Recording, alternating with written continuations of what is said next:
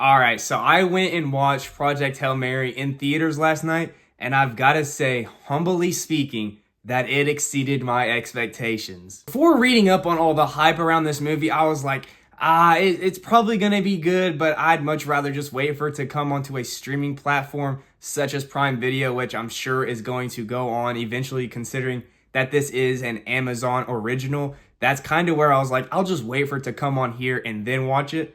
But holy shit, am I glad that I got to experience this movie in the theaters. Because this movie, in its own ways, was easily a masterpiece. Now, I don't know about other people, but speaking for me specifically, looking at a movie that revolves around the main character being sent off-world to save the planet, it's really hard to look at another movie and not think Interstellar immediately. But if you just put that to the side and look at Project Hail Mary as its own thing, which you should, this movie is easily a masterpiece. They are both excellent films that tremendously execute what they are going for in their own unique ways. And in a way, I could see how some could honestly prefer Project Hail Mary over Interstellar. Speaking on the similarities that these films share, I feel if you dissect the serious undertone of Interstellar and replace it with a comedic one, you pretty much, in a way, have Project Hail Mary. Now that is, of course, putting it as bluntly as possible, but actually getting into Project Hail Mary, it has so much to offer. Some of Project Hail Mary's strongest factors include the suspense, the thrill, the comedic timing,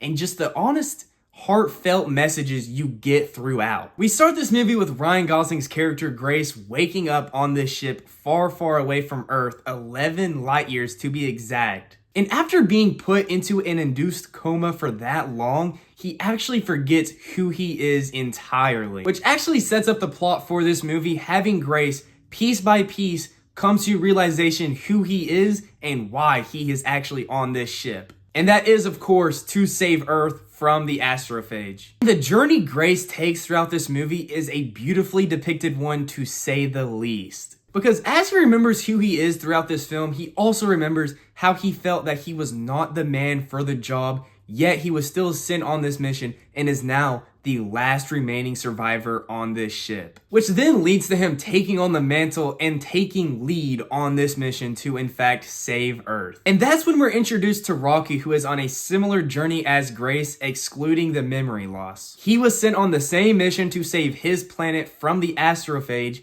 but in that mission, he then lost all of the crew on his ship, just like Grace did. And that's where we actually see them combine minds to save one another's planets from their demise. Truthfully, I think that right there is the best thing this movie has going for it. The chemistry between Rocky and Grace throughout this film is just straight cinema. Because of how each of them are portrayed, you feel a sense of connection to them, which really envelops you into the story altogether. Honestly, that alone could project me to the end of this movie, but tie that together with the acting, the set pieces, the visuals, all of that is what makes this movie so good.